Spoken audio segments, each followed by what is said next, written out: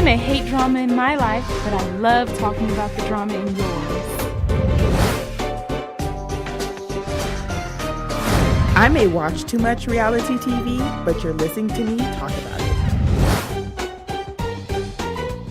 Hey, what's up, everybody? This is Fumi. And it's B. And you have tuned into the new episode of RealiTEA-V. Yes. Yes. Another week. I'm super tired, so if I sound like a little less energetic than usual, I've been ripping and running all day. So, yeah. Anyway, Hi, B. Hello. How was your week? Everything's pretty good. That's good. Pretty good. My week has been an interesting but very, very good one. So that's good. We'll see if it continues. I know it's super random, but congratulations to Cardi B on pregnancy, the album, the Spotify commercial, which I find very amusing. And anyway, let's get into it.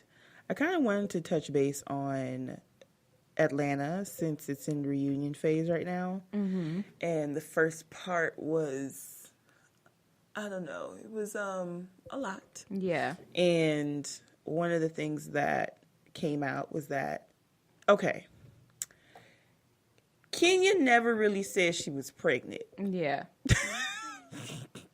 I mean, people were like, oh, Kenya confirmed that she's pregnant. And it's like, she didn't confirm she was pregnant. She said that you can expect a child by the end of the year. Right. So, I mean, it's no any less congratulations to her. Yeah. But whether it be natural pregnancy, surrogate, adoption, she didn't really specify like what she was doing. She didn't say I'm pregnant. You can say you're pregnant, but not want to tell somebody how many weeks along you are. I mean, that's what most people do when they're pregnant. But she just said to expect a baby. Right. So, of course, being that everybody thinks she's kind of a liar anyway from her past history, they kind of feel like she did that on purpose. Yeah. So we'll see. Yeah, that's pretty much all you can do with Kenya is just see. Because it was rumor even before then she went to like a fertility clinic or whatever. What was it, Barbados? Yeah. Okay. And that was a while ago. I want to say December, January-ish. Yeah. Yeah, it was a few months ago. Right. So I feel like I don't know, I'm not even going to say that because every woman's different. But I don't know. You just have to kind of see if if she's actually pregnant or not. Because obviously she's not going to be able to hide it in the next couple months. Right. If she, in fact, is pregnant herself. Yeah. But one thing I just got really tired of hearing was the whole storyline between Portia and Candy. Yeah. It keeps being brought up over and over and over and over again. And, I mean, don't you feel like Portia's apologized? Yeah, I mean, and even the fact that everybody else who was not Candy felt like, oh, well, she haven't spoke about it publicly. She doesn't need to speak to any of you guys publicly about it. She could be like, mind your business when it comes to you guys. As long as she has spoken to Candy, then that's really the only person that matters. Everybody else just using the whole, well, you haven't really, explained yourself as a group. That's just, in my opinion, you just wanting to be nosy and wanting to be like, well, what do you think about what you did? Or like, it's not, if you weren't involved in it, then you don't need any explanation from Portia. That's just how I feel. Yeah. And then it kind of goes to, of course, at the last reunion when all this came about, of course, Portia and Phaedra were in the wrong. Yeah. Like, we already know that. But it comes to a point where Candy has to, I don't want to say move on, because I feel like that's kind of like heartless against her feelings and how she feels, because, of course, what was said is very damaging towards a brand and a person in general. Yeah. I think she treats the situation kind of the same way she did with Todd and her mom. Like, well, I'm not going to speak out and say nothing against my mom, even though I know my mom is wrong. So I'm just going to just sit here. And I think maybe had Candy would have said, you know what? I still have issues with Portia. I'm working through it, but I would appreciate if you guys just stop bringing it up. I don't know, understand why she thinks it's never okay. does that. No, she has not. She's even mentioned, like, well, every time they get and the other girls get in a disagreement with Portia, they bring up me. Yeah.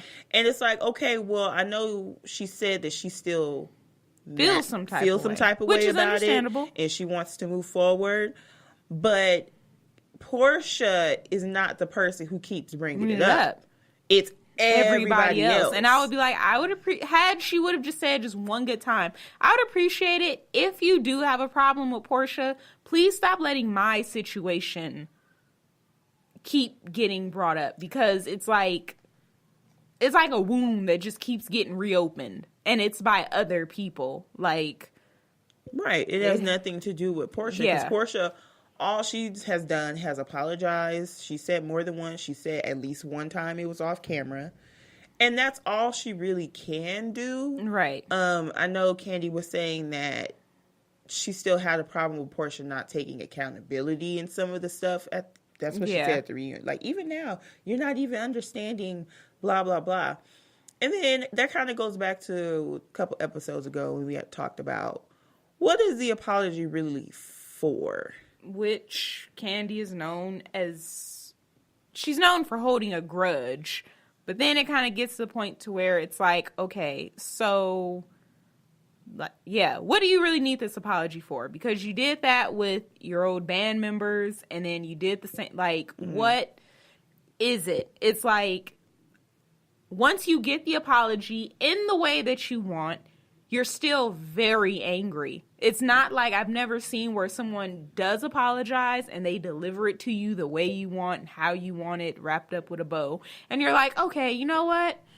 I feel a little, I feel better about the situation. It's like you walk away and you still have a big ass chip. So it's like, so what's the point of demanding this apology or demanding this explanation? Like, if you still don't want to be friends with Portia, that's your right. Right. But yeah, she's one of those two that's like, you really just want an apology just for, I don't know. But she already got the apology, so what else can she really? And that's what Portia was like, should I just give me a knife, let me draw blood, because I don't know what else I can do. Right. And you really can't do anything else when you're the one who has to apologize. Right. Sometimes a person will never really understand what they did wrong. Right. And it's up to you whether you want to hold on to it and say, well, I really accept your apology because you don't understand what you did wrong. In those situations, I'm not going to waste my time trying to I'm not going to apologize. Get you to understand why what you did was so wrong, so egregious. Like, at some point, you have to say, you know what? You're not going to get it. Let's agree to disagree and move on. If you're the type to be cordial and not really, get mad or upset when you see her, then cool. If you are the type of person where you see their face and you see red, then you don't want to see them anymore, then cool. But at some point, you have to stop trying to get this one person to see things how you see it, because it just doesn't happen sometimes. Because after a while, it just becomes a waste of your time and energy and emotion. So I guess that's why I kept saying, like, why is Candy inviting her to this Eston's magazine cover thing? Yeah. But still talking shit. Yeah. You're getting mad when your mom meets up with Portia. Yeah. So, but what are you mad at? I thought you said she apologized. So it's like, I don't understand exactly what is in Candy's mindset as far as how she can move forward to where everyone else can stop bringing it up and she can stop being so angry with certain things. Mm-hmm. I mean, everybody agrees that it was wrong. Right. But at some point, personally, how long do you want to hold on to the anger? I mean, shit. Kim Zolciak didn't pay you for tardy for the party, and you didn't even get this mad at her. She withheld like what, $50,000 from you? I think something like that. Yeah. I think she only got like $4,000. Right. Something for the song. And then that wind up being this whole, even the title of her show. You know what? Yeah. Did Kennedy get some type of coinage? I would hope for her something. show being titled "Don't Be Tardy." Yeah. And they're playing a little bit of her song every single time the episode comes on. I really want to know. Right. Because usually when people write or produce a song, they have something on the on that. So forever. Yeah, so. Maybe she has a something between her and Bravo to use a song on the show, I guess. Yeah. And then you had a little duel between Marlo and Kenya. I think the only reason why there's a little duel between the two is because Marlo is always talking about, you know, the bullshit that Kenya has been setting up with these men in the past. Right. And it's not Todd this time. It's Kenya right. coming with the bullshit. But it's good because the good thing that came out of kind of the conversation came up with Marlo is because Portia brought up, like, okay, do you understand why, like, it's so foolish that you talked about everybody else's husband. Right. And then now that you have a husband, nobody can talk to him. Right. But she's like, yeah, I mean, I see now that I'm a married woman. It's like, okay, that doesn't take you to get a ring on your finger to see how wrong you are to be all right. It just kind of confirms you were messy, lonely, jealous, and miserable. So your way of projecting that was just anyone else who was married, any little inch you got to try to poke holes in their marriage, you just did it. And now you have a marriage that, you know, is very questionable. And now you're like, I have to keep you 50 feet from the camera. I have to...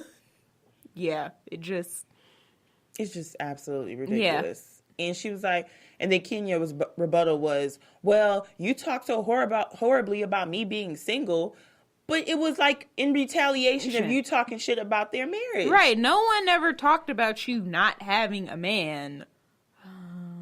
Until she said something about their marriage. Right. No one was like, ugh, what's this single woman doing here? No. Or that's the life when you don't have a man. Like, no one did that to you. Right. She didn't get the read of the century from Phaedra until she started talking shit about her and Apollo. Right. That was just in reaction to. Yeah. So that's her fault. Everything she's getting at this point. And even I still don't remember anything horrible said about her being single. Because Phaedra's read was really like, it was about her peddling the sperm bank. True.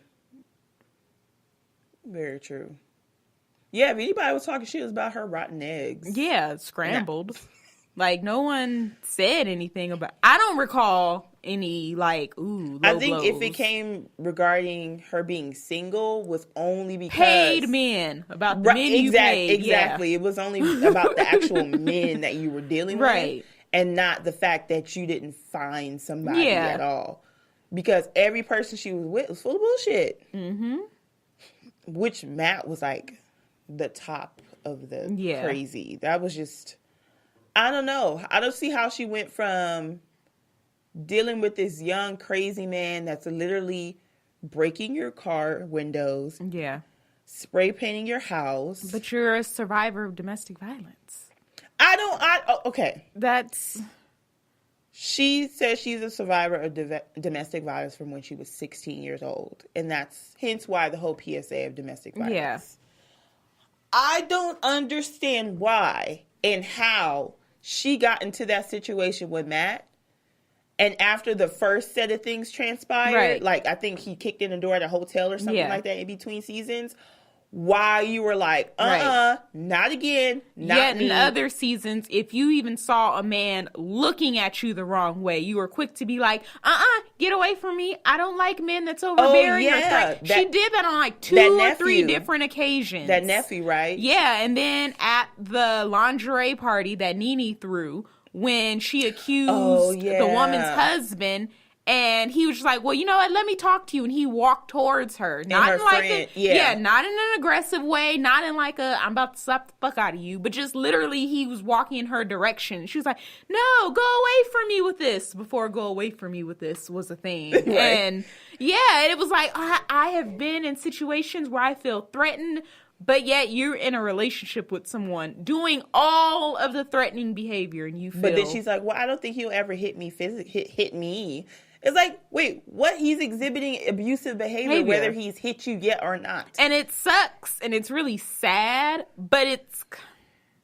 Because it's going to sound wrong, but then it kind of makes you question, like, well, are you really a survivor of domestic violence? Like, not. Because it's Kenya, but it's like you're trying to say, were there things that you didn't learn from your first situation that didn't roll all over to right. And not only that, but you've been in situations where you've used the whole I feel threatened, he's a man, like you've used it before. You've been like, he was walking towards me, I don't like men doing that, he seemed aggressive, like according to you, when a man's behavior might be that woman where when she's in a relationship, all those, red flags go away. I feel like she's one of those women, like, so then she's probably the wrong person to be doing a PSA. Maybe. I don't know. For example, it's a lot. Like, you have people ask you for money. You be like, fuck that. I ain't giving nobody money. This is my bread. I'm going to do whatever the fuck I want to. Right. But when you're in a relationship, you give the money no matter what. No questions at all. I feel like she doesn't know how she deals with men in a platonic way versus being in a relationship. And she doesn't know how to, like hindsight's 20/20. Yeah. When love is blind. Right. Like when you're in relationships, some things you don't see them as clearly as if it would be a random person on the street. Right. Or somebody that you don't know. I feel like because it's Kenya, it makes it worse. Yeah. Especially it's like, even if you were to be like, okay, well, I didn't really see it. It's like, you're on a show and we're playing it back for you. Mm-hmm. So she's not even like, okay, well, at the time I didn't see, but looking back, it does she's still like, well, I didn't really see it. It's like, wait. She's still trying. I think at that point, I think she's lying. Yeah. I think she's trying to save face about the situation, and she doesn't want to admit that she stayed longer than she should have. I don't think I've ever heard her say that she stayed longer than she should have in the whole Matt situation.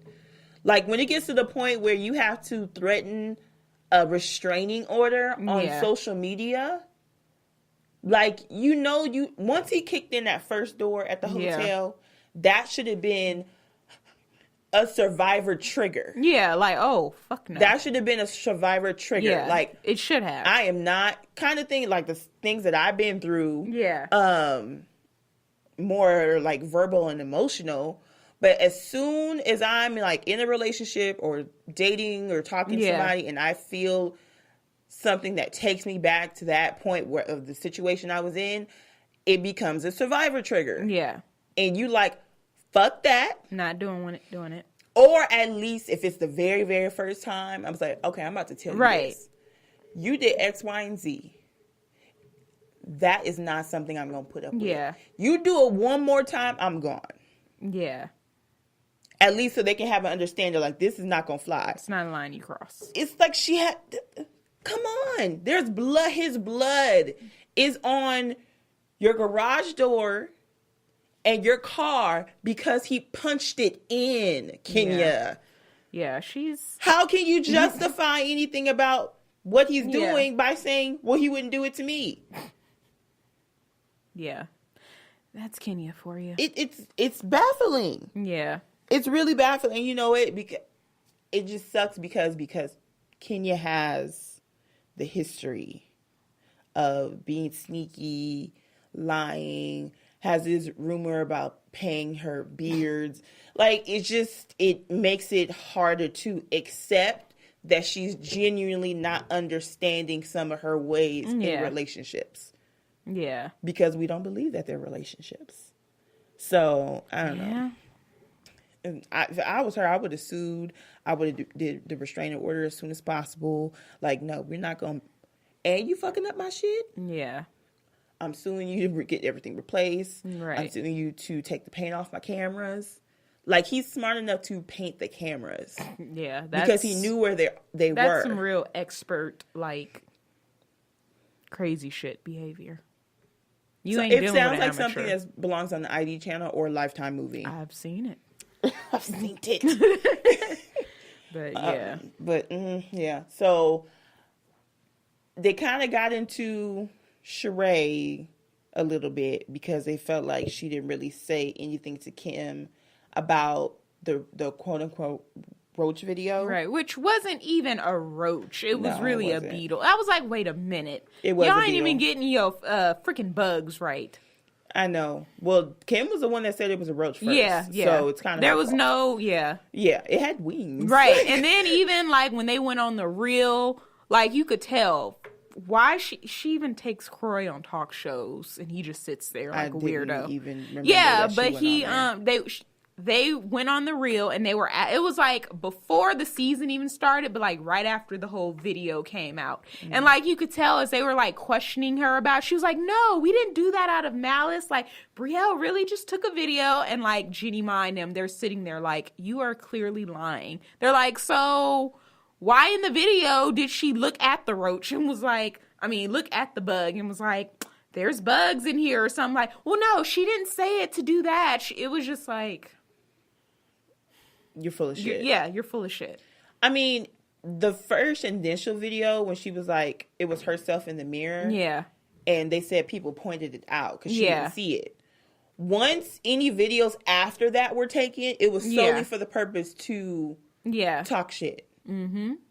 And the fact that it's circulating around, and Kim was the one, well, Nene got roaches in her house. Right. And started to show people. It's like you were doing that to be petty. And at the end of the day, you cannot be like, oh, well, she wasn't trying to do that. It was just between me and her. If it was just between you and her, how do you not know what the fuck a roach looks like? First you got your bug wrong, so you look stupid as hell. I'm pretty sure she's seen roaches. Right, we know you've seen roaches, Kim Zolciak. You know what Kim would say? Yeah, in the trailer park you've been at. You're right. You know what a roach looks like. And I have no roaches in my house, sweetie. That sounds just like... Yeah.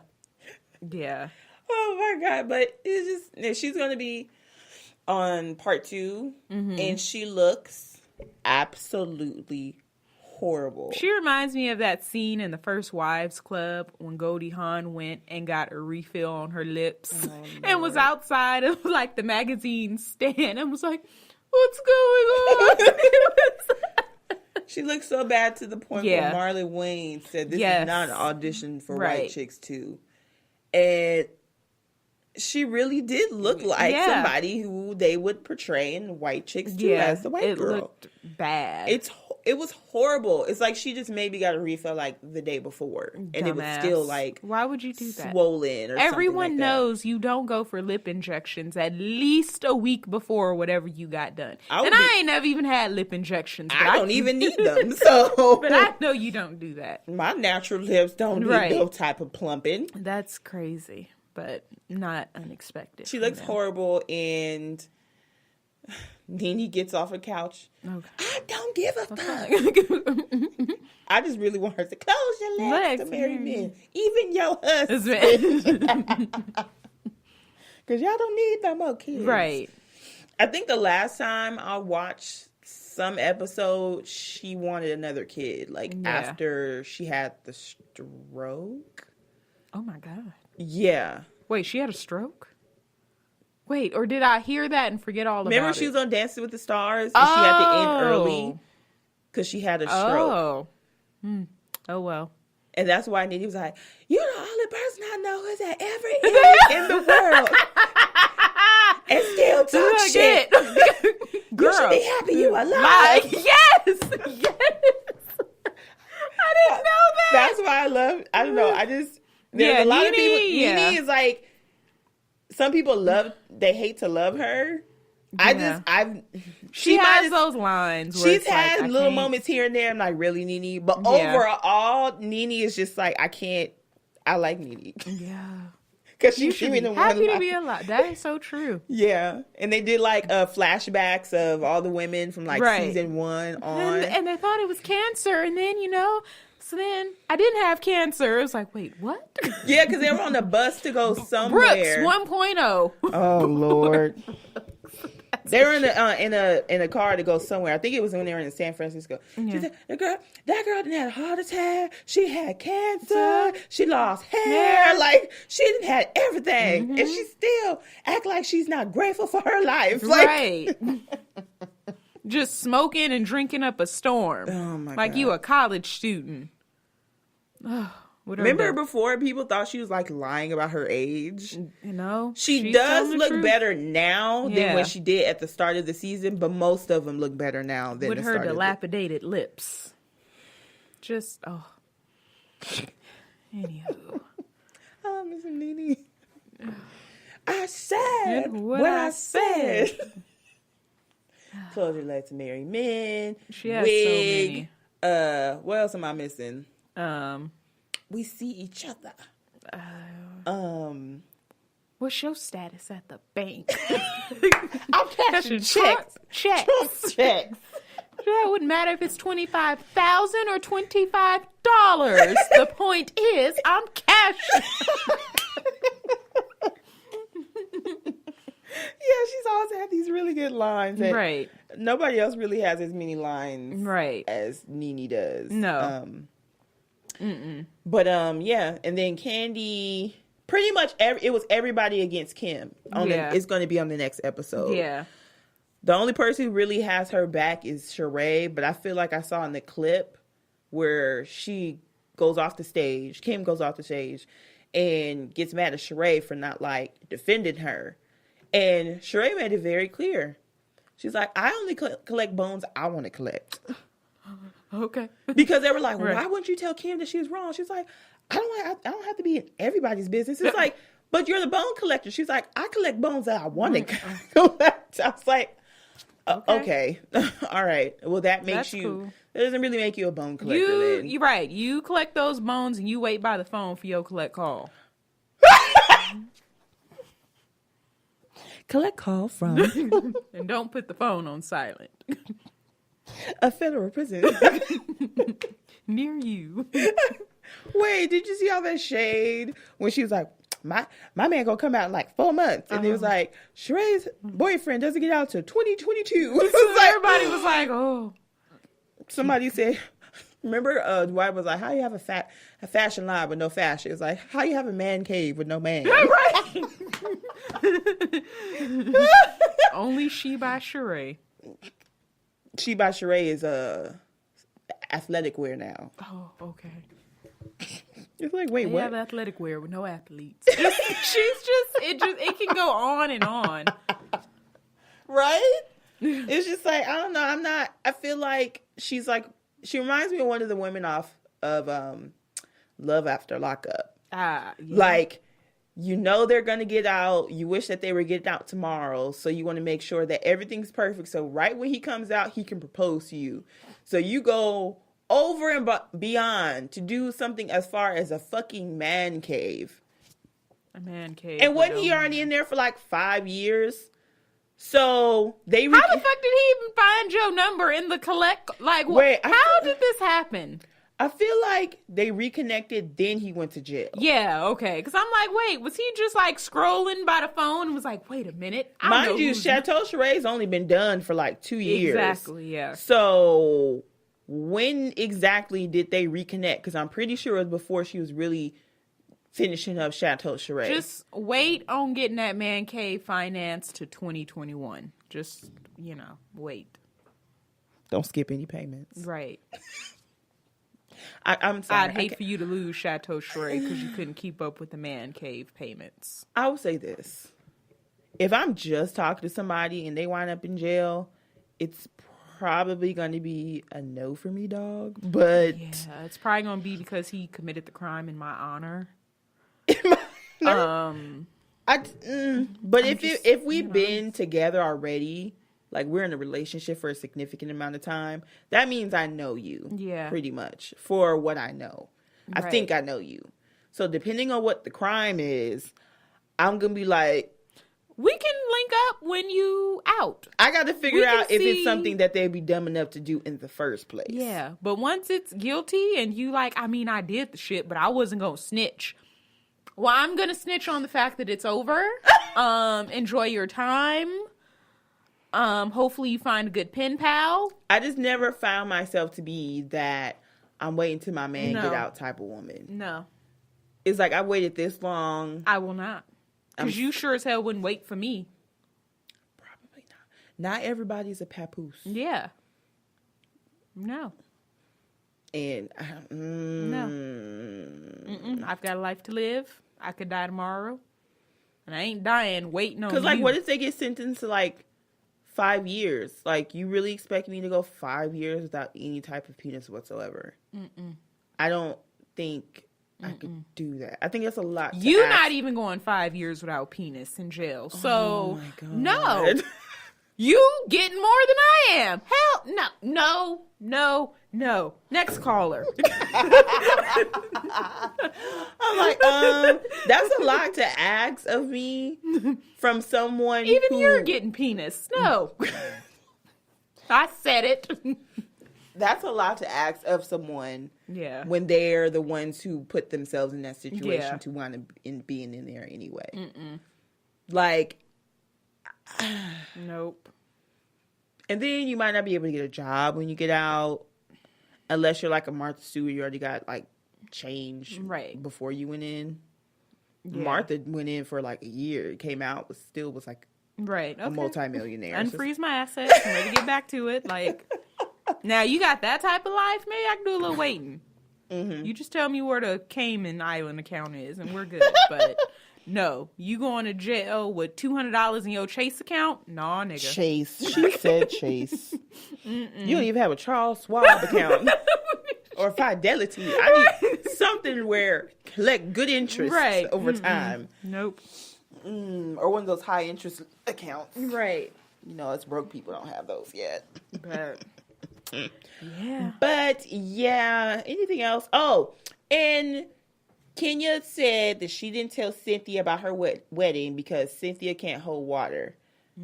But Nene was like, I've never known Cynthia to not hold water. Yeah. Which was like, it offended Cynthia. She was like, I've never done that. She's not Sheree. No. I think she just tried to find an excuse. Yeah. Because she didn't want anybody. Because Cynthia would have been happy for her. But of course, being a good friend that she really is, she would have been like, I'm happy for you. I just want to make sure, are you sure that you want to do this? Even saying that, she'd be like, nope, I don't want you here. Yeah. Because you're doubting me. Yeah. Like, even my own father wasn't there because you didn't tell him. Right. The only parent that you deal with is the parent that you like, no, I want my dad to walk me down the aisle. Point blank, period. And the fact that your dad is speaking to you, you have a good relationship with your father. He was very involved with the whole mass situation, as he should have been as a dad. And you took that right away from him. I'd have been like, don't call me for shit else. Like, you're his, I think she's the oldest. Yeah, because their parents are like, her parents are like 16, 17 when they had her. So, like, that's his firstborn daughter, and now he never can experience that with his firstborn daughter. But you know what? The gag is, when his younger daughter gets married, he's going to treat that like the best thing of all time, because that'll be his first time being able to walk his daughter down the aisle. I think he has a younger... her eggs won't be scrambled. I'm sorry, it's Kenya, so I have very little sympathy for her. I know. But she kind of put it on herself. Yeah. She really did. But I feel like Portia didn't have as much drama at the reunion. Yeah. As last year. I feel like more of the drama was with Kim. Yeah. Being this person that started a lot of shit. Yeah, because she was talked about. I know that they're going to bring up, when they bring out Eva, Eva's going to bring up, like, why did you talk shit about me being an ugly Cleopatra and Sheree being a cute Cleopatra? Yeah. And they were at Eva's party. And it's like, what's the difference? We're both beautiful black women. Like, why would you even mention that somebody's worse than the other? I feel like she mentioned it online, like, well, Sheree's my friend. But it's like, bitch, you keep forgetting you can't that call Eva and ugly in the same sentence. Doesn't even go together. So... But I think she forgets that she's white sometimes. Yeah. So you're telling a white woman is telling a black woman that she doesn't look good as Cleopatra. Yeah. How weird does that sound? Same way she used to joke about Sweetie being her slave. I need a next caller. This So yeah, we'll be waiting for part 2. Yeah. With Kim and her lips. Of course, she comes out there with the red Solo cup. It's like, okay, we get it. We understand. You use red Solo cups. Bitch, you are not Dr. Heavenly. Even she had a classiness in getting a bug. Right. Something that you actually have to wash out. And then it's like her big lips and it's like it matches. And then she don't even have a straw to where she doesn't like have to. Okay. All right, I'm done. Yeah. All right, we'll see what's going on with the next episode. So I rushed and watched the last episode of Love and Hip Hop Atlanta. Mm-hmm. And I have talked to 2 men, and both men said they like Kirk. I don't know why you want to keep calling him Kurt. Yeah, that's a big red flag. And I'm like, the first one that went into more detail said, well, he's been villainized and all this stuff. I said, what? So did he fuck someone else and cheat on his wife and get her pregnant? Or did he not? Right. Doesn't matter how he's villainized. Did he do what he's being villainized for? I said, didn't nobody tell him to put his dick in somebody's vagina? Now, if you want to sit here and be like, I don't believe he did any of that, all right, that's a whole nother argument we can get into. But if you willingly, okay, yes, he did cheat on his wife and get another person pregnant, but he's being vilified. Oh. Okay. So it's not what he's doing that vilifies him. It's the fact that people don't like what he's doing. Okay. Men. I know. It's just weird. And he reminds me of a particular person, which I kind of figured out today of why he irks my soul. Just past the shit that he's done for the past 6 seasons. Yeah. But it's like, he just so nonchalant, like, well, I mean, I put him on, I did child support, and I did what I need to do financially, and blah, blah, blah. He has a stupid monotone voice, like the Clear Eyes guy. And it just irks my soul, because he feels like, well, I done it, there's nothing I can do about it, let me back in the house. Yeah. No. Nigga, what? In what house? Well, this is the house that we built together. She's like, well, you should have thought about that before. I couldn't imagine. Like, your husband of 17 years just told you, confirmed to you that he had a kid outside of his marriage, and then withheld getting a DNA test for a year to begin with. So he left you in the wife, the person who did wrong, in you wouldn't have left me in the dark for a year. Because I'm like, give me a fucking arm, took some hair, give me that baby, and it would have been done. You wouldn't have left me in suspense. He just got the right one with Rashida. That's why I'm like, this storyline either has to be very fake or she's very stupid. And she stayed around for that year. And he finally gets it done on his timing. Of course. Meaning he still don't give a fuck about Rashida and her feelings. He's like, well, I'm going to do whatever I want to do because y'all people talk shit. And since y'all talking shit, I ain't going to do shit. And it's like, well, you were the one that put yourself in this situation. You have no space to talk. No. Because guess what? If it was flipped. Well, in his mind, if it was flipped and it was true. I'll say that. If it was flipped and it was true, if Rashida stepped out on their marriage and she wound up getting pregnant by another man, he would have instantly asked for a divorce. Oh, yeah. Point blank, period. Want all the money, wanted to keep the businesses, wanted to keep the percent that he gets as a manager and deal with the business. He would have done all of that. But since he's a man, he was like, well, I did what I did. It was wrong. With little claps, but no. And that's why it irks my soul that Rashida stayed.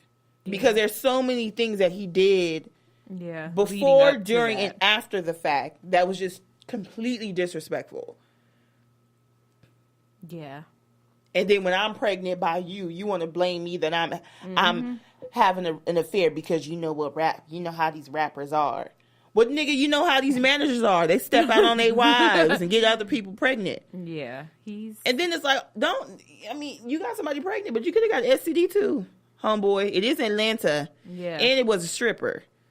So you just oh Lord, just makes my skin crawl. Yeah, both of them. I don't, and it's so hard because cheating is like the thing to do. Not that anybody says cheating is okay, but it's okay to have a side chick or a side nigga or whatever, just in case your main one don't act right. Yeah. That's pretty much saying that cheating is okay. Yeah. And it's like, I just want a man who knows, you know what? I don't want to put my dick in anybody else's vagina because the vagina I have at home is so much better. Right. And it's safe. And if you get pregnant, you know what? We're in a relationship, so it's not all that bad. Right. But that situation... But the situation that was actually worse than that, surprisingly enough. So, Shooter lost his 21-year-old son to gun violence. Yeah. The last episode, they had a funeral, and his wife, that they're going through a divorce, she did show up to the funeral. But she didn't really get in contact with him after that. Yeah. Which it's a weird time. They're literally in the middle of a divorce and this happens. Yeah. So this girl, who I guess she's important enough to have little interviews with, but she's not important enough to be in the title sequence. She was like, well, I'm Team Shooter, and I feel like if she have a distraction, you should have a distraction too. Everybody else is like, bitch, he just lost his son. Like 2 days ago. Right. Well, do you feel like she's moved on? He was like, yeah. I was like, well, I feel like you should move on. I got a friend for you. It's like, even young Jock is like, I don't think this is the time to be trying to set him up with anybody. Right. It's like, well, we do anything that's going to make him feel better. And then her boyfriend was like, I don't think that's going to make him feel better. Like, nothing right now is going to make him feel better. Right. For losing his child. Yeah. And I think it was his firstborn because I think it was a junior. So she looks so stupid suggesting this. And it's like a day or two after the funeral. Yeah. Just she was wrong of asking what's going on with his wife in the first fucking place. Because they did the, check yourself or whatever in the app. Yeah. And then as soon as she asked the question, the two of them was like, see... Time out. You shouldn't have even asked that question. They're just coming off the funeral, just leave the divorce alone. Now, I don't know how you feel about it, but how would you react or deal with your soon-to-be ex-husband? Like, you're going through a divorce, you just found out that he might have had a 2-year-old kid, which is during your marriage, and your stepson, who you are very close with, passes away. You go to the funeral, but after that, you don't really get in contact. Do you think her not contacting her soon-to-be ex-husband is a foul thing, or is it an understandable thing, being that they're going through a divorce? I would say it's more so understanding, because from the outside, it's like, okay, they're going through a divorce. But from what we saw last season and then possible other stuff, we don't know to the full extent of what all he put her through. So,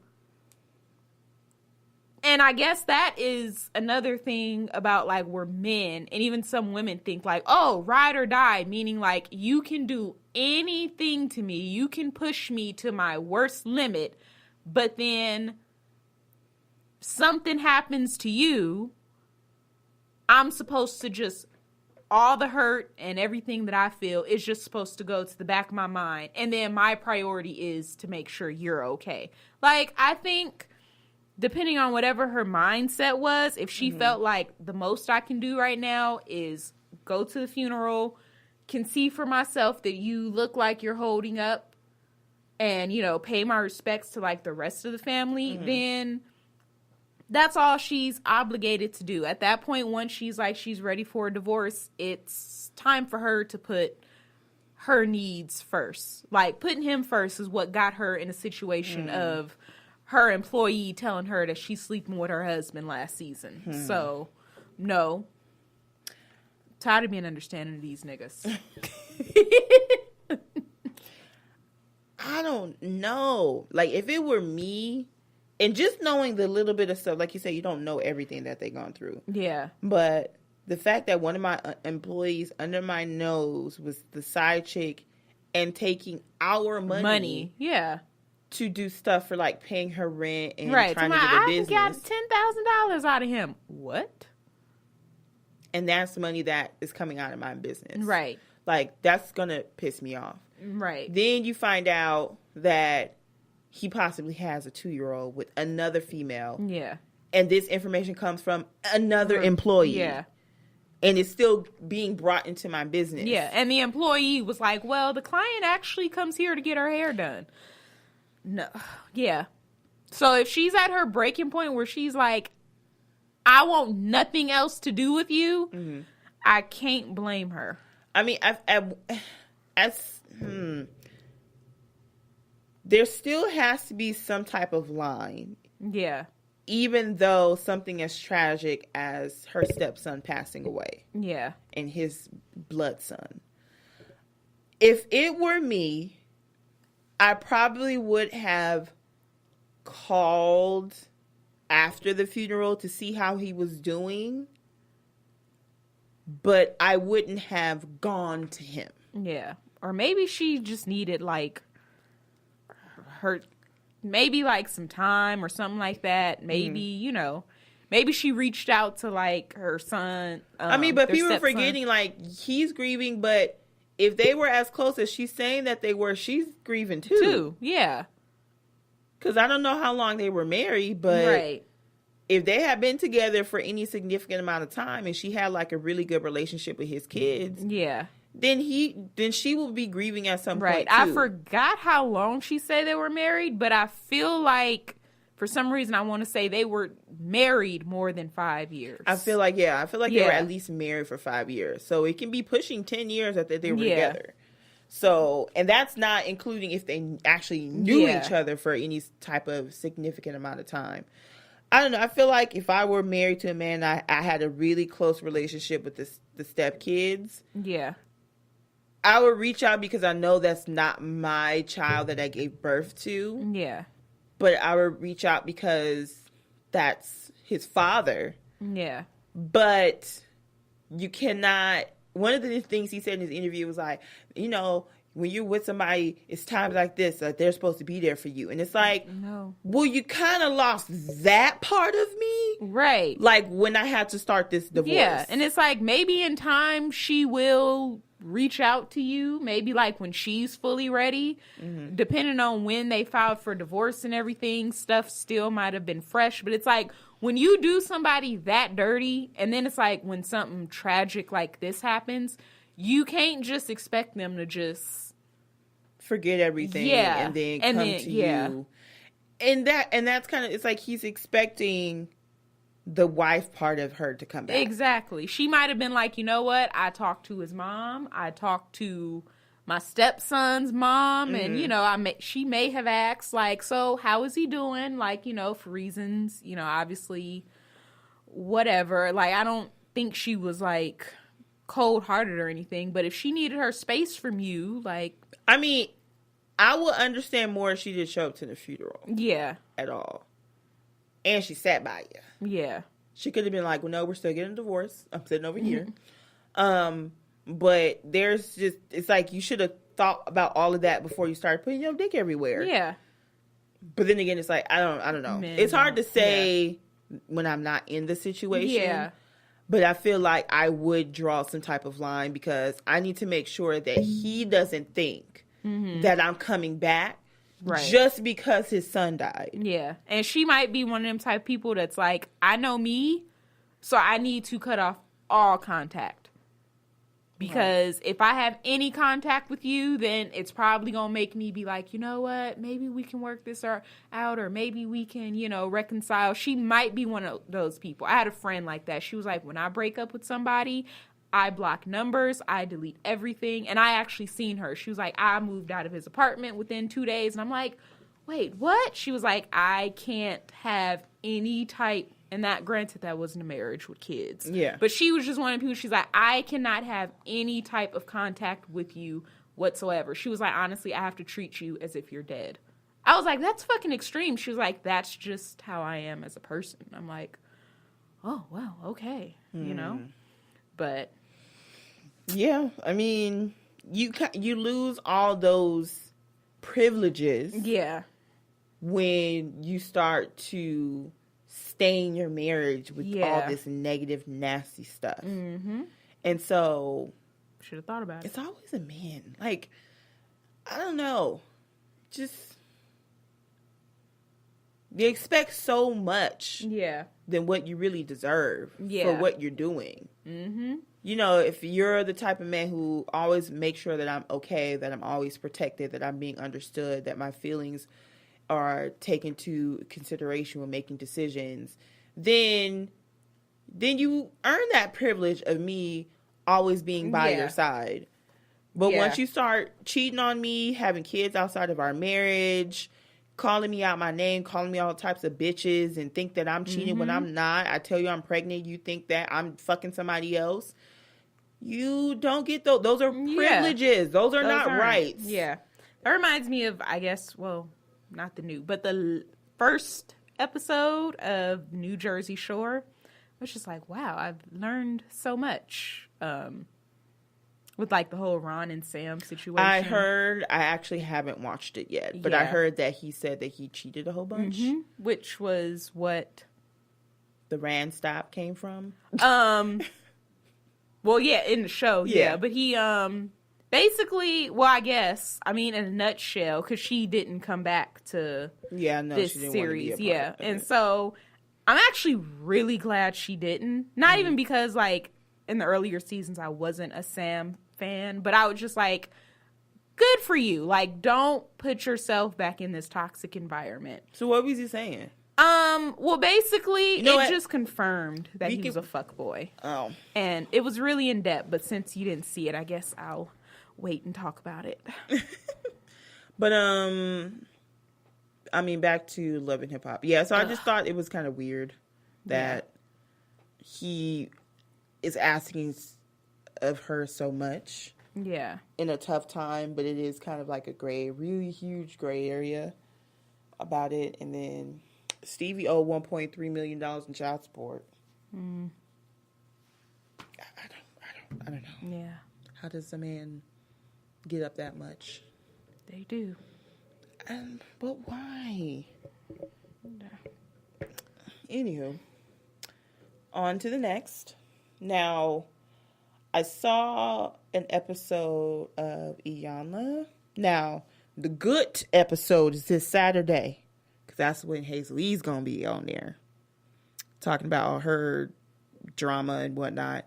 But there's a situation where there's just like some sisters that weren't really getting along. And I found it interesting is because it was like 2 generations worth of discord in the sisters. As far as the parents go of the sisters, they had a discord because of the way that they were raised. And the younger sister, they were kind of upset because the aunt treated like the niece like a daughter and didn't really treat the daughter like a daughter. Mm-hmm. So, I mean, I don't know. I feel like we kind of have to see it. I would recommend people seeing it, especially if they have like situations going on with their family. They don't really know how to handle it. Mm-hmm. But I thought it was interesting. But I feel like the episode this Saturday is going to be pretty interesting with Hazel E's and her dumb colorism remarks on social media. I feel like she's not going to understand anything because her face just kind of looks like whatever. Yeah. Whatever. And I guess the last thing we can talk about is... There's so much good stuff. Huh? There's so much good stuff. With what? Like that we haven't covered. There's Black Ink. There's Braxton Family. Oh. There's Jersey Shore. Shit. Fuck. Let's do Braxton. Because we missed it last week. I didn't.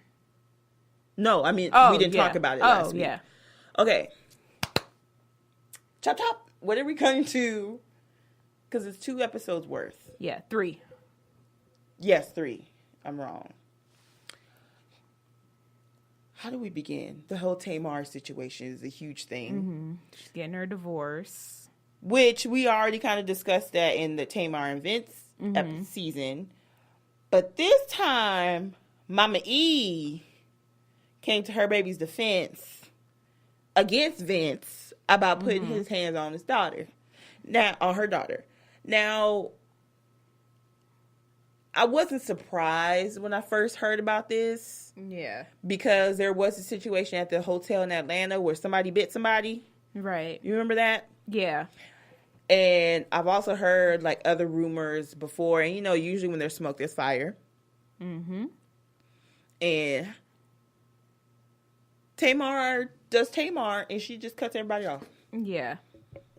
Which I honestly think it's the root of it is because of what they confronted her about. Like, you were so disrespectful of our husbands when we were going through stuff. Like, Shit. You put business out there that maybe and this was like season 1. So they're still getting like used to the cameras and stuff. So she's probably spewing stuff that they're like, whoa, we don't really know if we want this said on camera. You called Tawanda's husband a glorified babysitter. Like, you've talked trash about everybody. And now you don't want no one saying that about the father of your child. It's like, well, all your sisters got kids too, and you wasn't that considerate of your nieces and nephews. And then your only excuse was, well, I'm a baby, so I'm the baby, so certain things, like, I maybe didn't understand then. But, right, like, you were still 35, 40 when you said what you said. Yeah. So, you know, it's not like you were 16 just spewing ignorance. Like, you can't blame you being the youngest child at that point. So I think with her family, it really is because now it's like everybody looking at you like, oh, you put your marriage on a pedestal. And then she was like, well, if you guys would have asked me, I would have told you that that's not what it meant. No, what you meant was that your man was better than all of your sister's men. That's exactly what she meant. They even did the clip. Your man cheats. Your man does this. Your man, but this man, he totally different. You only bring up negative things about other people's husband and say that yours is different because you're trying to compare. Right. This man is something different. Okay. Different from all negative. Yeah. The opposite of negative is positive. So you're trying to tell your sisters that your husband is good and their husbands are trash. Right. And you know, it sounds just like the whole situation with Kenya. Oh, yeah. Like, she talked, what was that, Trinity? She was like, she over here shouting at the fact that I'm getting a divorce. And yet we're trying to ask if she's okay. She's like, don't talk to me. Don't talk to me. Don't talk to me. And it's like karma. Real bad karma. In the most public out of all of them. Right. And all you can say, well, now you can't say nothing. So all you could do is just be like, I don't want to talk to anyone and shut everybody out. Okay. Yeah. And then you don't show up to your sister's 50th birthday little shindig, no matter how terrible it was. Right. She turned 50. She's Toni Braxton living legend. Right. And you did not show up because you were in your feelings. And then after the whole thing with Miss E, what she said, they said the number was disconnected. Wow. So now you're over here literally won't give your family any access to you. But yet you said anything and everything you could possibly do to talk shit about your big sister's husbands. Yeah. The fuck? Yeah. I don't know. I just felt like that's kind of what Tamar, I mean, I don't want to wish anything bad. I wouldn't want to wish. It's not like that's what you get, but that's what you get. Yeah. Like, it's that's what you get as far as that's how karma works. Right. I don't want you like I don't wish it beat upon up you, or nothing. but when you do shit like that, it's kind of like, well, I kind of see why it happened to you because you were being the devil bitch. Mm-hmm. And these are your siblings. They are. Like some of the stuff she says to her sisters, I would never say to my sister. Yeah. At all. I feel like, and since I'm the big sister, I don't feel like there is, even with her being the babysitter, I don't feel like there's anything she's going to say about my life and where it is. And if I marry somebody, she's not going to talk shit to the point where I have to feel like, well, what the fuck did I do? Like, you can't use an excuse of being the baby. Yeah. When you are in your 30s and 40s. Mm-mm. As an excuse for you not closing your mouth. I mean, Miss E almost did pop you one episode, like 2 seasons ago, because you would shut your mouth. So, it has nothing to do with you being a baby. If that's the case, then you shouldn't have got married. You shouldn't have kids. No baby should be having babies. So. Yeah. And then, it's just, I don't know. Yeah, I'm like, ooh, we'll see how that plays out. But it was just very interesting. And I'm very glad that they called her on her shit the first episode. Like, so do you remember all that stuff you said about us? And she was immediately like, oh no, I'm calling my car. I have to go. Like, yeah. And she always leaves. She never wants to hear anything. Yeah. And she always was like, I don't have to hear this. I'm going to leave. But every time she says something, they stayed around and tried to defend. Right. Which is why when she cries, now everyone's like, I don't care. Far in the wind. Mm-hmm. Yeah. As it should stay. And then she felt terrible that they were saying that they don't care. But it's like, you can't, karma again. Yeah. You kind of put yourself in a situation where people don't fucking care. If somebody keeps stealing from you over and over and over again, and then they wind up getting arrested and going to jail, and they said they're sorry, and they're like, well, we kind of kept telling you to stop doing it, and you didn't want to stop, so you're in jail, that's your fault, not my problem. You can't be upset because they don't have your back, because those are my sisters. Nope. Like, well, you should have thought about that before you open your big ass mouth. Yeah. Just dumb. Ain't nobody talking about my husband. I don't care how mad he makes me. Right. It's one thing as sisters to try to get to make sure that you're okay, to try to have a better understanding of the situation. But you would not talk shit about my husband. Yeah. That's not happening. Right. No. And if he doing some fucked up shit that's gonna make me talk about him, don't tell me. Like, don't tell me he's sitting here fucking a babysitter and I gotta look at him at Sunday dinner and be like, so I can't say shit. Don't tell me.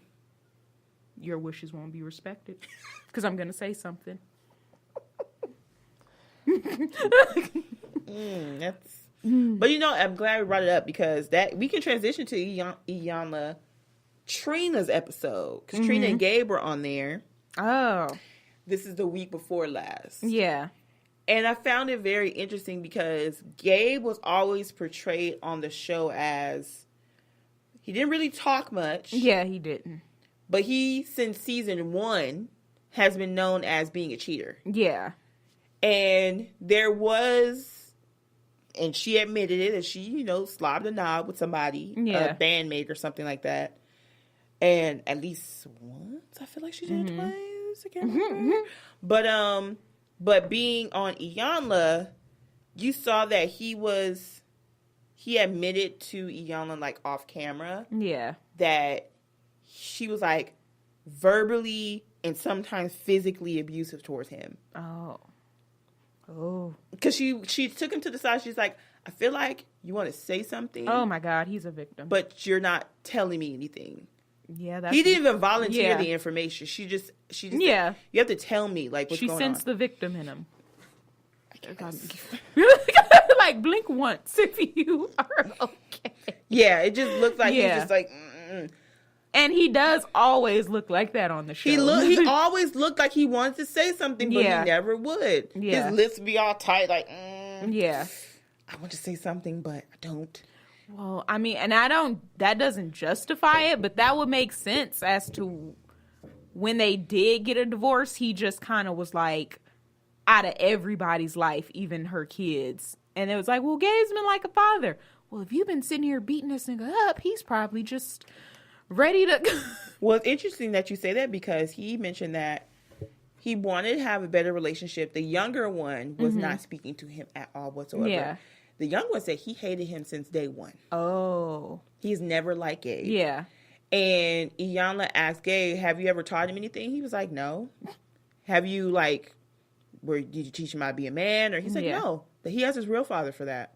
Oh. He's like, pretty much said, it wasn't my responsibility. It's his blood father's responsibility. Because of that, I didn't even try to do anything. Oh. So Trina was like, Trina comes in like, well, I mean, I wouldn't say that. I feel like you taught him something. And Iyanla was like, hold up. This man said out of his mouth that he's never taught your boys anything. Why are you trying to say? Yeah. So all this time, Trina has been saying, well, Gabe's been around with the kids since they were 2. Gabe ain't done shit. He's been around, but he ain't been around. He been around, but he ain't been around.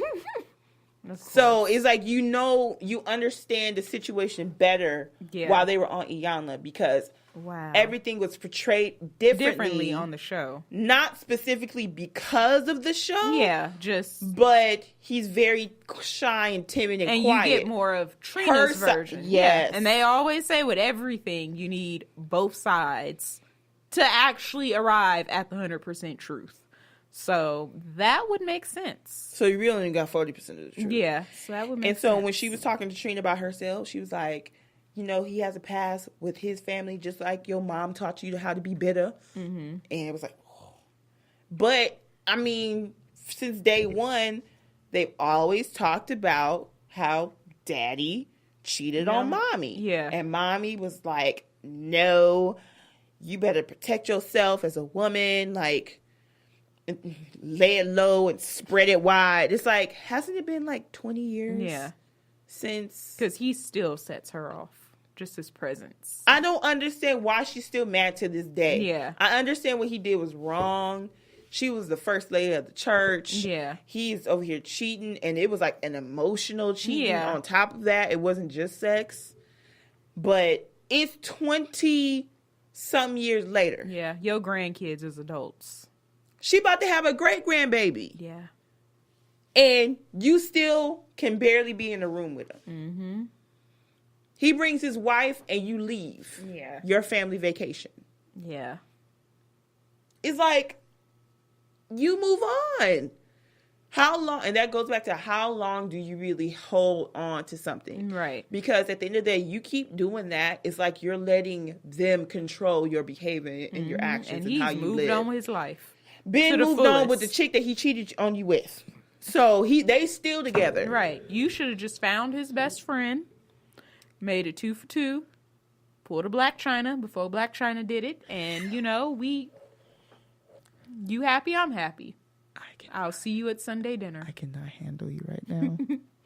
But that was kind of the whole thing with China. Was like, right. Oh, China got robbed. Ha ha. That's what you get. Yeah. But yeah, she kind of started crying, like walked away. Yeah.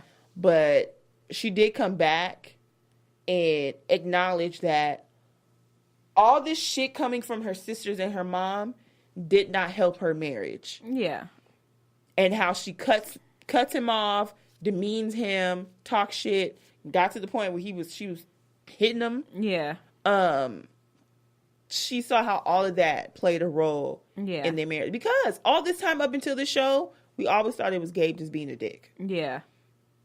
But he was saying, like, she reminded him of all the things that he's been through in his life. He just didn't want to have anything to do with it. Shit. Like, yeah, it was a lot. Yes. If you really wanted to understand the marriage that ended, you would have to watch that episode between Trina and Gabe. Mm. And then they were still having sex. Yeah. I remember that. And she was like, y'all been divorced for 2 years. Mm-hmm. Why are you still having sex? He has surgery. She offered for him to stay at the house to nurse him back to health, and he was in the guest house. And she was like, I have an ex-husband. See, you need We're to take friends. a page out of Sierra's book. but he ain't gonna stay at my house. Right. Boundaries. They have no boundaries. Yeah. And the kid was like, we didn't even know he was staying in the guest house. She didn't even tell them. Yeah. So it's like, how can you get a divorce but still fucking and taking care of him? Yeah. He's letting it happen. Of course. Because he's used to it. Yeah. But it was a really interesting. I'm gonna go back and watch. No, that. yeah, I think you have to. Yeah. You have to watch it. And before we end, because this has been very, very, very heavy on my heart. It's gonna take me like 2 minutes to just. But I just have to give a special and the biggest fuck you ever to the being that is Richard, aka Oh Shit. Oh shit. I have never, ever, include my own deadbeat dad, have seen a man, like, just seeing it for myself. Like, you are the epitome. I'm glad your nickname is Oh Shit, because you ain't shit. Oh. Add a N in front of that O. No shit. Not shit. But watching that last episode of Black Ink, I was enraged for Kathy. I wanted to pull my eyes out of my head. And you could tell that she has changed. She did. Because she was very, very calm compared to how she used to be. Because for you and your scammer of a wife to sit there and for you to admit, yes, I have not seen my son, who is at least 11 years old. Nah, he's like 13, 14. Yeah, so your teenage son, who you have not seen in at least a year, you admitted that, and have paid no child support, to sit there and question as to why she would ask for sole custody. But then be like, well, you have contacted me, but it was for money, when you're not paying any child support. I'm like, so let me get this straight. You feel like you can, A, walk into this poor baby's life and see him whenever you want, or dump him and not see him whenever you want, because you're so busy chasing this bitch around the United States of America. For real. That you just neglect all your other kids, and you're such a no shit dad that I don't even blame Anya for being like, you will never be in my kid's life, because sadly, her kid is probably better off not even having you in her life. But at the same time, you sitting here complaining, but you haven't took her to court for visitations. Why? Because you don't want no child support. Like, you're not fooling me. You're just a deadbeat. And then, so you sit there and it's like, okay, you have acknowledged that you pay no child support and you don't see your son. Like, how do fathers think, and this goes for deadbeat moms too, how do you think your kids are supposed to live? Like, do you think the custodial parent, like, well, because they are the custodial parent, you think they get like a magic extra amount of money just because they have a kid that comes in and they can survive without your help? Like, you literally think that this baby can survive off of you coming to see your son, literally picking him up, seeing him, putting him back down, and leaving. Like, I'll see next week. I'll pick him up next week. I'm here to pick up my son. Literally pick them up. That movie is so funny. Like, do you think that keeps food in their mouth? Do you think that keeps clothes on their back? Like, you have done literally nothing to contribute to this child surviving and being raised. And you think that you are supposed to just get dad of the ward certificates? Dad of the year, yeah. Like, what? It just boggled my mind. And then seeing his scammer of a wife just sit there, like, all in their conversation. It's like, first off, bitch, you weren't even there, because he was chasing your lying ass, because you've also neglected some kids. So when it comes to talking about, you know, being a deadbeat mom, you're that too. They both deadbeats. That's probably they belong why. Together. Yes, because you neglected your son and left him to go. They're barely back together now, the son and him. Like, that whole scene. And then Kathy was just like, I have never stopped you. You have visitations. Well, I mean, you text me asking for money. Well, I also said your kid misses you. But then you also asked for money. Like, what? That's just him trying to use it as an excuse to hang up the phone and not talk to her. Exactly. And it's like, so, and then it's kind of like, well, last season when y'all went to court, didn't you say that, like, you now have to pay her more child support and you were pissed? So which one is it? Like $1,000 or $1,300. Yeah, a month. so I'm like, so which one is it? Like, she's always asking you for money on top of taking child support, or are you really not paying anything and you've been lying about that from the get-go? You know what really irritates me is that, and I've actually had this in my own personal situation. No, I did not take this person to court. Long story, goddammit. I don't have time to tell you guys. But you paying child support has nothing to do with actually physically spending time with your child. Right. It does not work that way. Just because you pay an amount that you feel like is too much, that does not mean that you literally spend 50% of the, like, well, if I'm going to spend that much time, well, I need to pay less child support. It's like, wait, what? No, like, so can I say, that's like me being able to say, you know what? Out of my paycheck, I'm only giving $200 a month of my paycheck that's going to go to this seed. Like, how does that sound? Like, it doesn't sound right. And that's the part, it's like, I guess that comes from the non-custodial side, because that can be men or women. I know there was an issue with child support in Gary and Leah's situation in Teen Mom OG. Well, Gary was owed thousands of dollars. Yeah. That, what's her face? Leah. No, that's not her name. Amber. There we go. Yeah. Amber owed him, but he still wasn't like, well, you can't see your daughter. Yeah. Now, this wasn't the situation. This was the situation with Kathy because she felt like she wasn't getting the money that was due. Now, I don't know if it was that he wasn't paying it at all. Right. Or if she was asking more on top. That part, I don't know. Yeah. But that's still separate from you saying, we can discuss that later. When can I what son? Time and day can I come and see my son? Right. And soon as she said that, she said it a couple times, visitations have been in place. I've never done anything.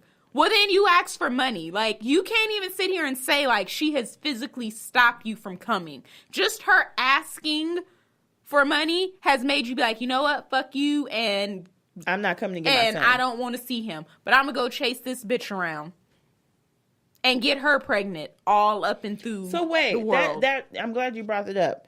So, Kathy said that he hadn't seen his son in 11 months. 11 months. But he's only been back in New York for how long?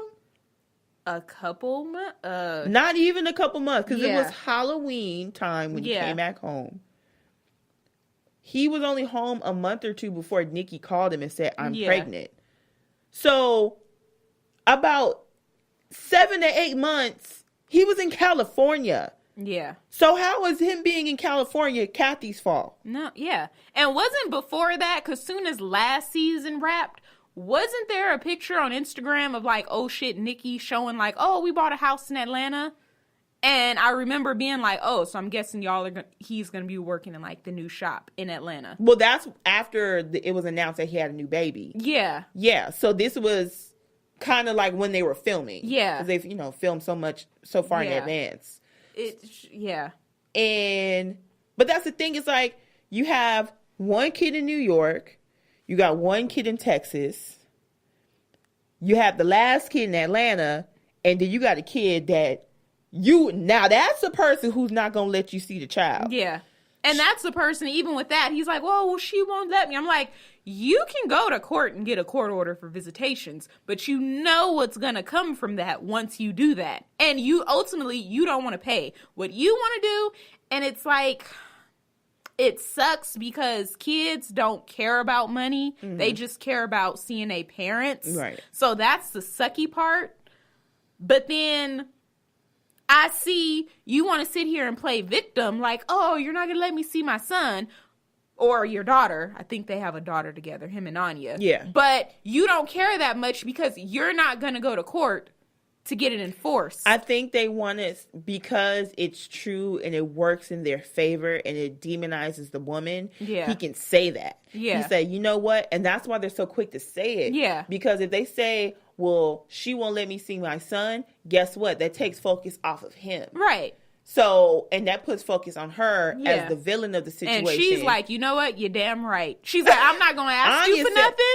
He said, but he said he don't have Anya's number. She's blocked. He doesn't know where Everything. He's blocked from social media. Yeah. He doesn't know where she lives. So she like, I don't even want your money. I wouldn't be surprised. She said, you know what, just to make sure, let me move out of this state so you never find me. Yeah. And when the other baby mama comes, I have nothing to say. He'll never see her. Yeah. So you know she was really like, fuck this. If she's like, I don't even want your money. I don't even care. I could be getting $500 a month from you, but I don't even want it. I mean, granted, that in itself is a whole nother topic or discussion. Yeah. We're not saying that that's good like whatsoever. We said, because kids, they don't care about money. But at the same time, because they're not going to say, well, I'm glad that I wasn't around my dad because he wasn't paying my mom child support. They're not going to say that. They're going to be upset with you because you withheld their parent from them. Yeah. Which is something that a lot of women don't do, but men say that. Yeah. Because it's not on their terms. If it's not on their terms, it's automatically... Right, which is probably what he wants. He wants like, okay, I can come see the child when I want. Look, if I have the extra money to give to you, I will give it to you. If I don't need you stressing me out about it. Right. And, and then at the time, he still had his drug addictions that he was fighting. So she probably is like an extra hell no. Yeah. So, yeah, I don't know. With all that being said, he ain't shit. He cannot try to come behind and get all 4 of his baby moms with all 4 kids. He's like, well, I want to be a better father, so you guys need to come to me. To make me happy, yeah, no. And I'm ready now. I wasn't ready 13 years ago. I wasn't ready 5 years ago. I wasn't ready 9 years ago for these other kids. But I got this newborn with somebody who's my wife on paper, but we don't treat each other like husband and wife. And you know what? Now I'm ready to do what I'm supposed to do, what I should have done in the beginning. That's the part that irritates me, because once again, the man is coming in, is like, I'm going to do it on my time. And now that I'm doing it, if from now on, if y'all don't do it on my agenda, y'all going to look like y'all fucked up. Kathy has changed. Yeah. Kathy would have threw some glass. Yeah. At this point. Because even when Coley was like, look at the baby. So what'd you call me here for? Yeah. And I would have been that same way. Like, fuck that baby. I don't, that baby has nothing. No shame. Mind you, she's the first. Yeah. Baby mom. So it's like, really how much of this shit do I got to go through? It's like, this is nothing new. I have watched this man have 3 other kids behind me. He is sitting in front of me with his wife, holding this baby with dear life, but he did not see my son for a year. Yeah. Why do I care about that baby? And I got to sit here and tell my son every day, like, why I want all my kids to be together? Then you should have had them all with one woman. Yeah. It's not the mother's responsibility for the kids to know one another. Yeah, he just really... It's okay to leave the door open to say, hey, Richard comes up. So, Kathy, Achilles is having his birthday party, and I want... No, let's do it in reverse. Coley, Achilles is having his birthday party. I want to see if I can take my daughter to New York, so go to Achilles' birthday. Then Coley's like, yeah, go ahead. Fine. That's fine. That's cool. You leave it open to where they can spend time with their siblings. Right. But it's not her responsibility for that to happen, because... Which is what Kathy was saying. Like, it's not my responsibility to make him be a dad. Like, I haven't done anything to keep him, but it's not my responsibility. Mind you, it's like he forgets that there was drug abuse, rehab, jail cases that were almost had. Like, there's a lot of other things that have happened since Achilles has been born for him to not really be involved in any type of way. But for some reason, the only thing he has ever mentioned about why he doesn't really spend time with his son is Kathy. Yeah. And it's like, at some point, you have to take responsibilities and accountability of what you're doing and what you're not doing. Kathy looked like she on the right path. She's zen, doing yoga, trying to, align her chakras. She's trying to do all of that. So she's taking accountability in how she responds and how she reacts and has an attitude. She's known as being this really irate person. Yeah. But she probably got tired. She's like, I'm tired of doing this. Right. I'm really tired to do this. And then all these women seem to not have, these women in particular, I'm not talking about the women of the world, But I don't think any of these other women have other kids besides Shit's kids. Yeah. Kathy, I've never heard her having any other kid. Coley, I've never heard her having another kid. Nuh-uh. Anya, we don't know. She MIA. Yeah. And I don't think she did. Mm-mm. No, yeah. So it's like these women are like, well, I'm taking this kid taking the care by myself. Yeah. I can't afford to have another kid, and I'm not married, or I and run then the it's like risk you're of, on TV. Yeah. So it's like we're watching you. Like the 11 months that you haven't seen Achilles. Well, what were you doing? We're watching you go from San Francisco to New York to Atlanta, chasing this broad around. How sad is that? That's the fucked up part, and it happens in real life. It's like, okay, you're not here being a father or a mother to your kids, but we know that you're just a city over being stepfather / stepmom of the year to somebody else's kids. Mm-mm-mm. Like, it's just, ugh. And he just makes me just go to hell, okay? Makes me itch. I was about saying, take the baby with you, but that's just rude. Take your scamming wife with you. You know how you feel about kids. I know. Well, other people's kids. Right. I mean, I've said before, I don't... No, I don't mean... No, I was about, like, the real evil part of me was saying, take the baby with you. But no, the baby didn't do nothing. But you can take your scamming ass wife with you. I mean, that's how everybody at Black Ink feel about Right. Nikki. It's like, cute baby. Too bad Nikki's a mom. Like, right. Like, that's exactly... Your mom's a bitch. Your mom goes to college. Like, Just, and then he gets mad that people talk shit about Nikki in this next episode. Like, y'all over here denying that this baby is mine. It's like, because you were gone for 8 months and she called you talking about some, I'm 8 months pregnant. And you just like, well, no type of I'm going to get a DNA test. No, nothing. But kids that you know is yours, you sitting here flat out denying. Because that baby come out too light skinned, it's going to be a problem. The baby did. And it was like, oh, looks a lot like Kathy, but nothing like, oh, shit. That's what C said. Oh, my God. Like, too bad the baby looks a lot like Nikki and nothing like, oh, shit. Like. And that's the... Oh, Lord, excuse me. That goes back to be careful who you marry. Yeah. I don't know how many times we said it on this goddamn podcast. I think he just wanted, you know what? I think I kind of figured it out. He just wanted a girl that was just really nice to him. And she just wanted a come up. I mean, not that big of a come up because it's only oh shit, but probably a little bit better than what she had. Got her on TV. I feel like asking, like, what are the self-esteem levels and self-worth levels of these women?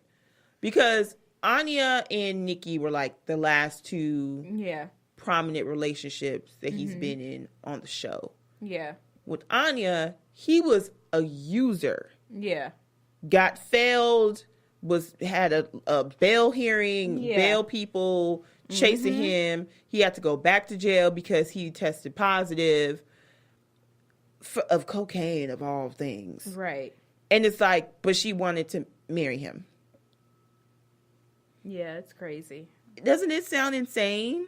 I mean, you know, Sheree is waiting for collect calls, so I mean...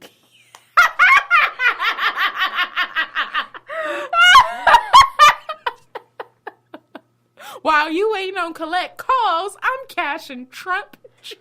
I don't know why that tickled me so much. We gotta go.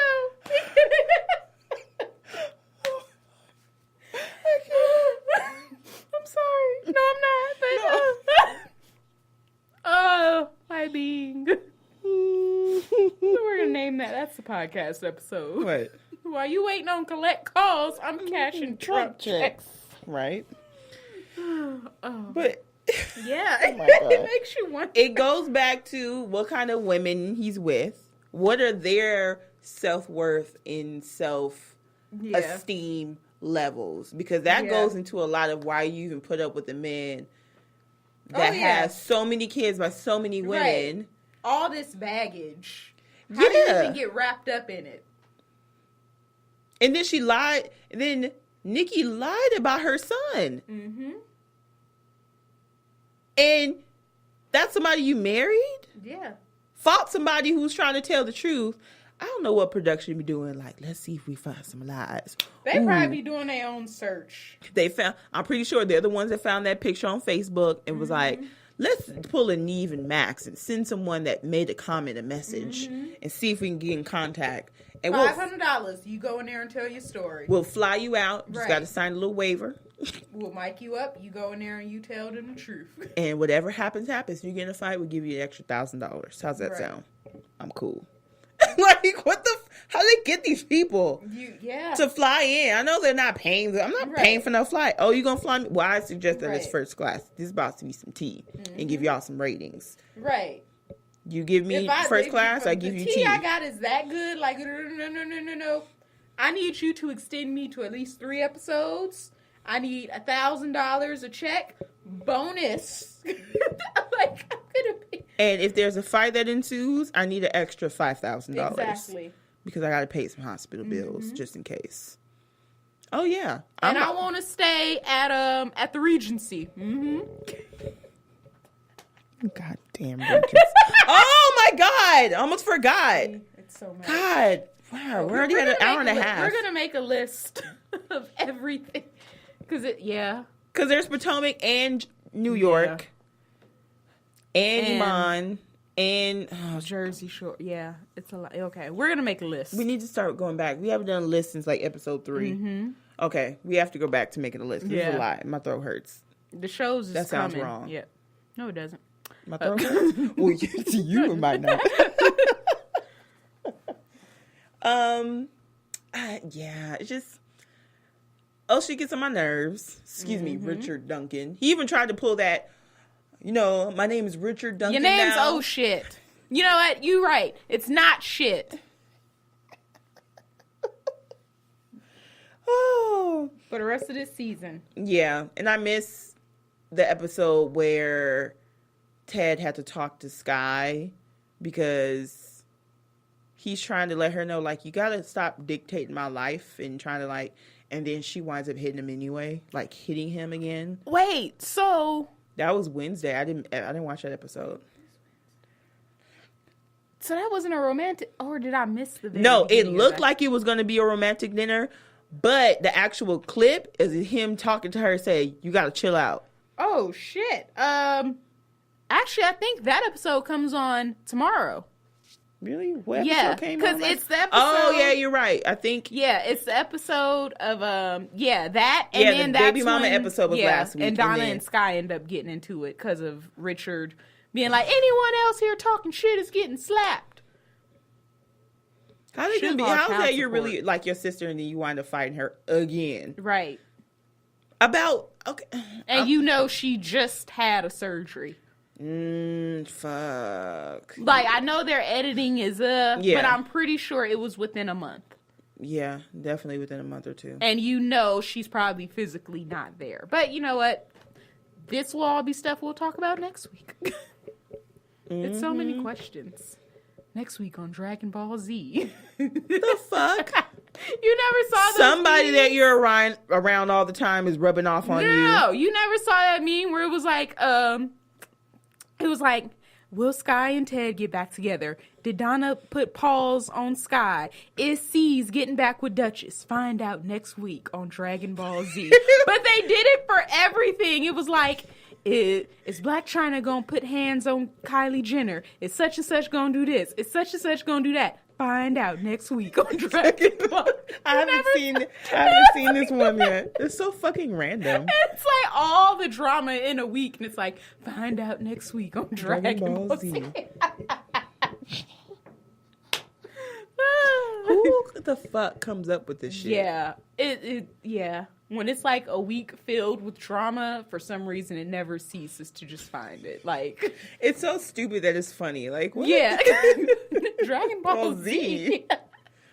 And there's a lot of Dragon Ball Z fans out there. Yeah. It was like, who thought of this? I don't know, but you're a genius. Somebody who watches anime or something like that. So. That's why I was like, somebody's been rubbing off on you. Actually, when I think of Dragon Ball Z, for some reason, I think of our friend RJ. Because I just know that that's... I think of my friend Orion. He post stuff about Dragon Ball Z all the time. Little fight sequence, like, oh shit, look at this. It's like, what the fuck am I watching? Some fireballs being thrown towards each other. Like, I don't get it. I don't at all. And then I saw like a little video. It was like a cat did some like single leg spin, and it was like, this cat's been watching too much Dragon Ball Z. I can't. I was like, wait, and I watched it like a good 10 times. Like, what the fuck is this cat doing? Right. It was just like, and then they like smacked the cat. It was like across the Dragon Ball Z and Power Rangers. I was like, what the fuck is this cat doing? I'm going to show you later. Oh man, we do have a lot to discuss. We do. On the next episode. I promise we'll write it down. Because I was about to skip all that shit. It's some good stuff, yeah. You see, I'll talk about Potomac. Yeah. See, I'll talk about the wonderful white women of New York. Which is my favorite. Miss them. That's actually my favorite season of the whole franchise. Yeah. Is New York. Because they're rich. They can be classy, but they can be all over the place. Yeah. Like, you're never going to find another Sonia. Yeah. Where she can They're just very funny, too. They're funny. They actually might be the least bougiest, but to be so rich. Yeah. They're the least bougiest. They're a lot less bougie than you would think. Oh, yeah.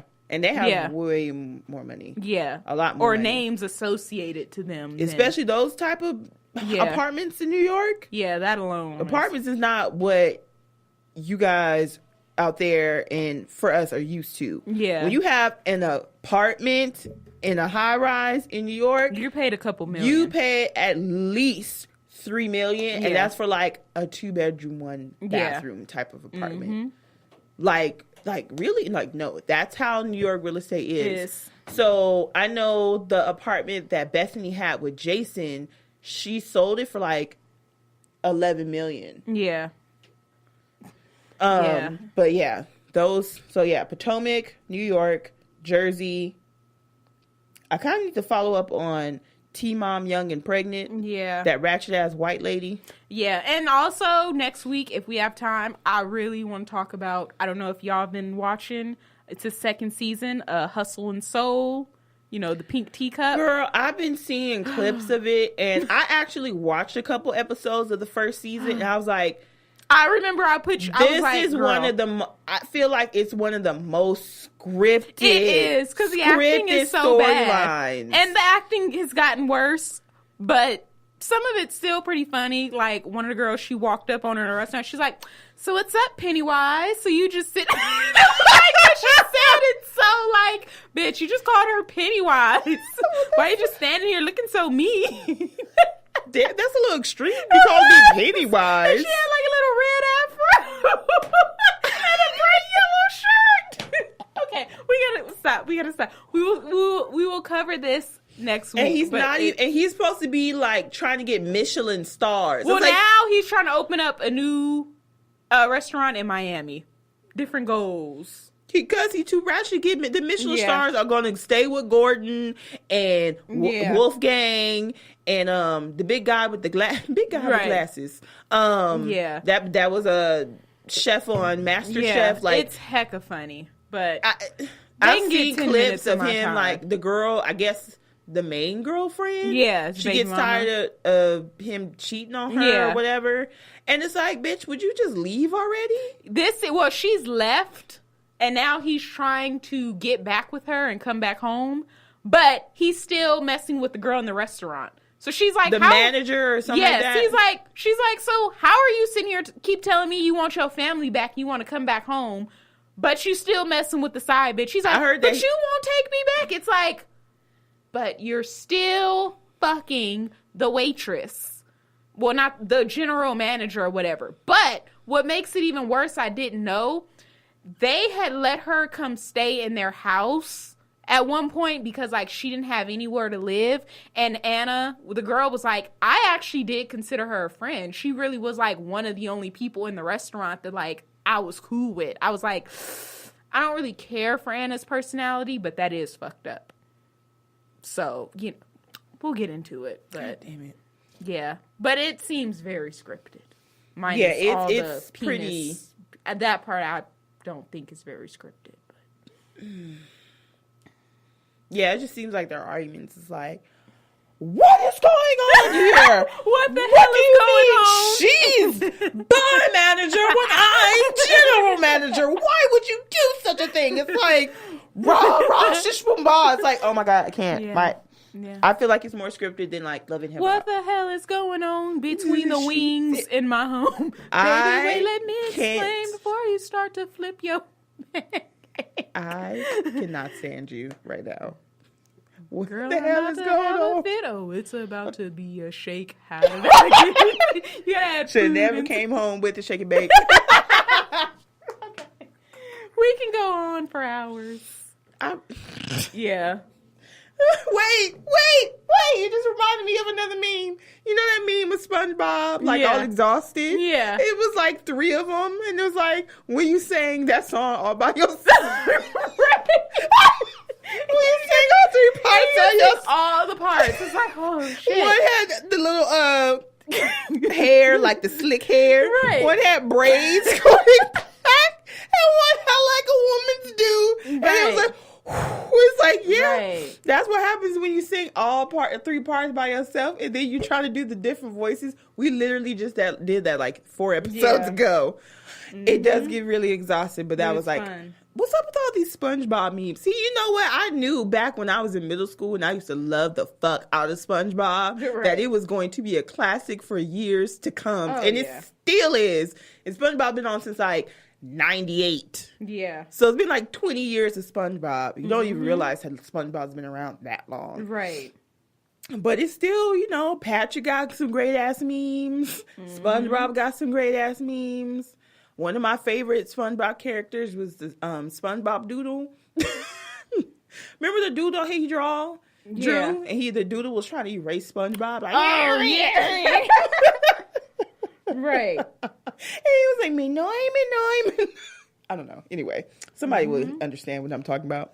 But anyway, make sure you follow us on Twitter and Instagram, RealiTEA_V, on Facebook page, RealiTEA-V, no underscore, our Facebook group, Tea Sipper Discussions.